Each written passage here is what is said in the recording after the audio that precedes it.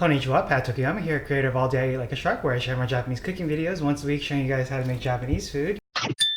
Alright guys, so last time we talked about some of the things that you may not have known about me, 7 things in particular. If you missed that episode, make sure to go back and watch it. I'll link it in the description below. So today what I'm going to tell you about is 7 books that have impacted me on a personal / spiritual level. So my background, which you probably don't know, is that I was actually raised in a, Christian family. I guess my family's Christian, at least on my mom's side, and actually both of my parents are Christian. And they made me go to Catholic school. My dad went to Catholic school when he was younger, so I guess that's why I ended up in Catholic school. My brother and sister got away with public school, but I had to go to a private Catholic school for elementary school and middle school, and then for high school I went to an Episcopalian school. So Christian training throughout my early years. When I went to college, obviously I didn't have to go to a private school. I went to a state school, UC San Diego. I got to explore on my own what other types of religions were out there, and yeah, I don't know, I'm not really a religious person per se. As far as institutions go, I guess I'm more exploring that on my own right now, and several of the books that I have read have helped to expand that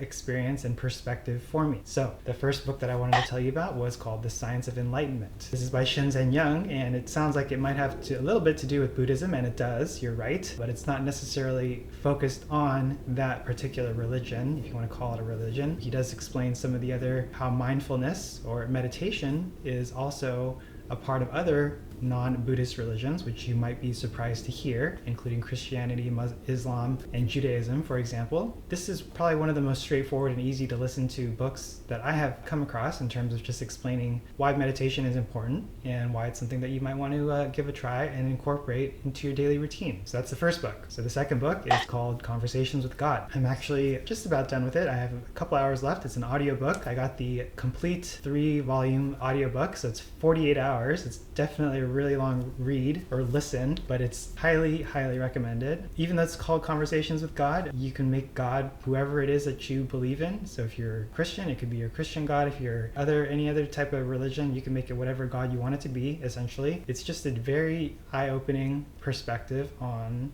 the world and the way that we think that things work. So it's kind of hard to explain, but literally Conversations with God is about this guy who is talking to God, and God talks back, and they have all kinds of different conversations about various topics in life and the universe, the way things work, and you might find it interesting. It does start off a little bit slow. The first, I think, maybe 3, 4, 5 or 6, 7 hours, I don't remember, but it's a long read, right? 48 hours. You might find it pretty interesting, at least if you're open to it, if you're ready to change your perspectives and see the world in a different way, at least. I recommend it. Conversations with God is by Neale Donald Walsch, if you want to look that up. And the third book that I was going to recommend is called Autobiography of a Yogi. So this book is by Paramahansa Yogananda. I think I'm saying that right. This book is about a yogi, like a true yogi, somebody who does practice yoga. There's a variety of stories that are in this book. It's a pretty lengthy read too. I think it was maybe 10 or 12 hours. I listened to the audiobook, of course, but it's more storytelling, and a lot of the lessons about life are told through those stories. I thought it was pretty interesting, and it did change my perspectives on Hinduism, which is mainly what the book is about, I think. It's been a while since I read it, but it's another book that I'd recommend. Another book that I would recommend, the fourth book, is called Art of Communication, or The Art of Communicating by Thich, Hanh. He's a Buddhist monk. I think he's still alive. He was exiled from Vietnam,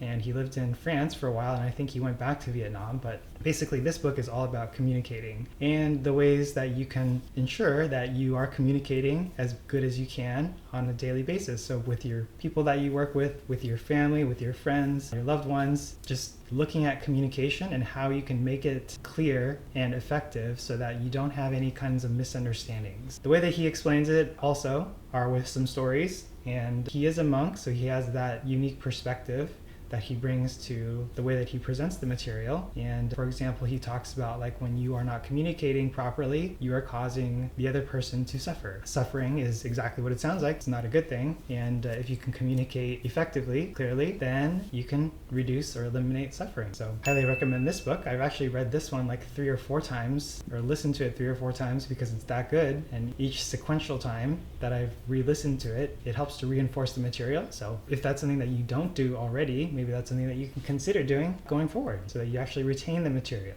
Alright, so the fifth book that I wanted to get into is called The Biology of Belief. I actually came across this book through a program that I have been going through early this year through Jim Fortin. Highly recommended, by the way, if you ever have heard of him. He has a podcast now, as well as his transformational coaching program, which I enrolled in earlier this year. I heard about this book called Biology of Belief, and it's by Bruce Lipton, and it's basically about how your beliefs can impact your health. If you think you're going to be sick or you think you're going to die, then you're probably going to die. And this is another book that I recommend because it's very different from our modern way of thinking in terms of health and medicine, right? We think that drugs can cure us, surgery can cure us, but at the same time, there's a very big component that I think is missing, and that's the power of the mind. So this is something that's interesting to me because of my background in healthcare. I have a very traditional science-based training and education, and more of the mind stuff that this book talks about is very interesting to me because it's not something that I was really taught about in school. If you are interested in learning about these types of topics, highly recommend all of these books that I talked about just now. And if you have any questions, feel free to let me know. Give me a thumbs up if you like this video, you want to see more videos like this one. And I think other than that, that's going to be it for this one. And I guess I'll see you in my next video.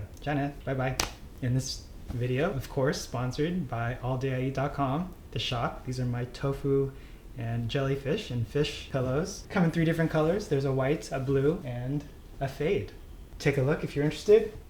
See you next time.